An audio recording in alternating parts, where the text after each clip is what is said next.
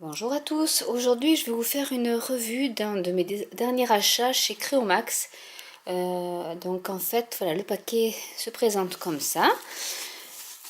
Et là, tadam, c'est la surprise. En fait, je me suis un peu lâchée, un peu à cause de Jessica de Petit Atelier, qui nous a fait une revue sur tout ce qui était collection Gorgeous de chez Créomax. Et ben là, j'ai eu un méga craquage. Et encore, heureusement que certains tampons étaient en rupture de stock parce que j'aurais dévalisé la boutique. Donc en fait, j'ai pris des petits tampons, voilà, qui se présentent comme ça. Donc je vais vous les montrer et je pense que si vous voulez avoir un peu plus de détails, vous pouvez aller voir donc la vidéo de Jessica, c'est Petit Atelier, qui fait une revue de tous les tampons et de tout ce que vous pouvez trouver au sujet de Gorgeous sur Créomax. Donc voilà, donc j'ai pris des petits tampons comme ça. Je vais essayer après de vous en ouvrir un. Voilà, donc, mais moi j'adore cette petite fille. Et du coup, vu que je suis en train de faire un bullet journal, qui sera le sujet d'une de mes prochaines vidéos, bah, je vais pouvoir bien l'embellir avec tous ces jolis petits tampons. Qui sont pas excessifs, ils sont à 2,70 € le tampon. Et comme vous voyez, ils sont quand même assez grands. Ils doivent faire, je ne sais pas si à la taille, mais ça doit être du 5 cm, déjà au moins 5 cm de haut sur 4. Je sais pas si... non, je vois pas de taille, mais bon, il y en a certains, voilà, ils sont assez grands quand même. Donc, je suis quand même contente du résultat. Donc, c'est des silicones, des tampons en silicone. Donc, après, je vais vous en ouvrir un. Là, je fais juste le petit inventaire et je l'ouvre avec vous. Voilà, avec la petite fille, avec la pomme aussi, j'adore. Celui-là aussi, avec le cheval. Je vais passer un peu quand même. Bon, celui-là, c'est un des objets phares. Hein. De toute manière, on retrouve un peu partout cette petite fille. Donc ça, c'est pour les petits tampons. Et du coup, j'ai aussi pris deux grands tampons. Bah ouais, je me suis lâchée. Donc celle où elle a les pieds. Alors celui-là, par contre, il est grand. Hein. Il doit faire à peu près... je pense qu'il fait 20 cm de hauteur. J'ai pris celui-là aussi, qui est un grand tampon. Hop. Donc dedans, eh ben, il y a des chewing-gums. Waouh, ben, je vais me les cacher, ça sera pour moi. J'ai pris en même temps, j'en ai profité pour prendre un tampon Stézone. Voilà, en noir. Parce que c'est un des mieux qui tient en plus sur la pâte polymère. Donc du coup, je vais pouvoir m'en servir aussi pour faire avec mes plaques de texture, faire des impressions sur ma pâte polymère.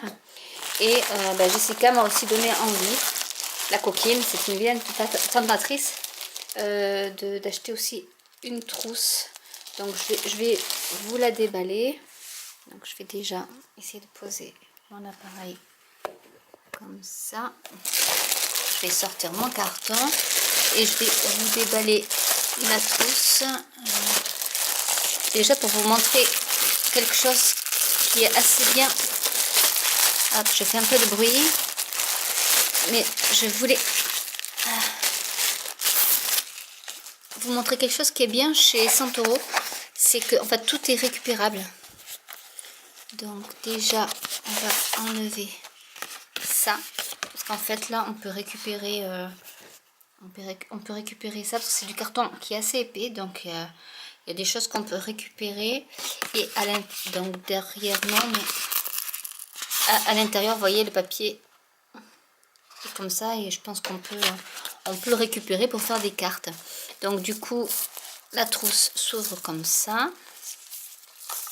avec le petit ruban et à l'intérieur, je vais essayer de vous montrer le mieux possible. Voilà, ça se présente comme ça en fait. Donc vous avez une grande trousse ici. Hop, je vais essayer de... Voilà, une grande trousse. Je voulais prendre aussi la valise à roulettes pour y mettre toute ma pâte polymère et mes outils, mais il n'y en avait plus. C'était en rupture de stock. Là, ici, vous pouvez mettre tous vos petits outils. Ici, vous avez deux petites trousses ici, une grande. Et vous avez même le crochet si vous voulez la suspendre dans votre atelier. Avec un aspect quand même, c'est du simili-cuir. Donc, et voilà, donc c'est quand même de la bonne qualité. Avec cet aspect en plus vieilli. Donc, hop, je vais mettre un peu à la lumière, voilà, comme ça. Qui est très sympa.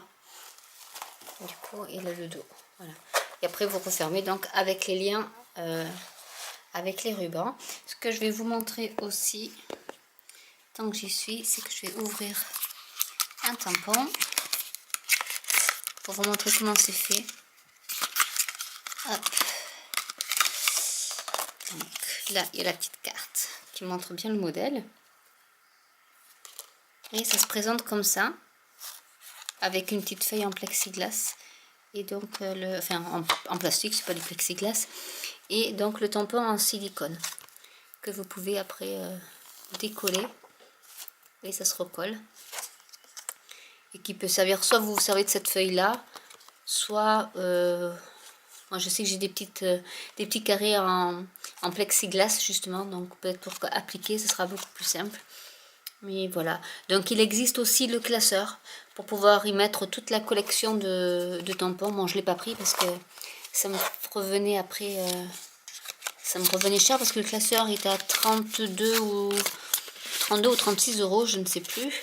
Donc du coup, bon, ça faisait, j'avais une facture un peu élevée, donc du coup j'ai dit on va peut-être lever le pied déjà, se faire plaisir par quelques tampons et voir déjà ce que ça donnait.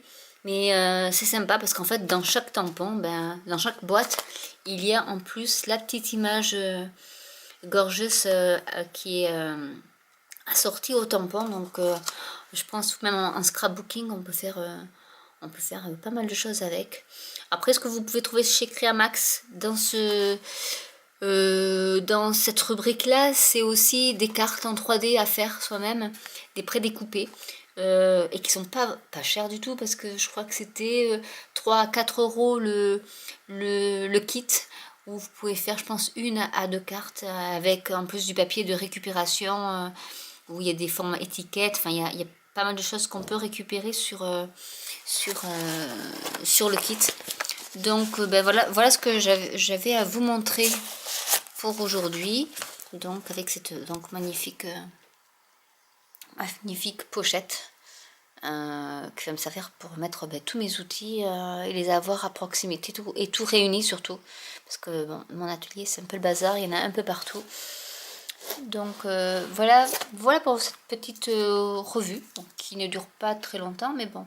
Et voilà, avec cette encre qui est japonais, mais qui est apparemment réputé pour une bonne tenue, et qui surtout pour la polymère, apparemment qui pénètre bien dans la polymère, et du coup on peut poncer et polir sans problème, l'encre ne partira pas. Donc je voulais la tester aussi sur la polymère avec mes plaques de texture et voir un peu le rendu. Donc si vous avez des questions, vous pouvez me laisser des commentaires, ça me fera très plaisir de toute manière, et j'y répondrai aussi avec autant de plaisir. N'hésitez pas à liker ma vidéo, à vous abonner pour me soutenir, c'est gratuit, et je vous dis à bientôt.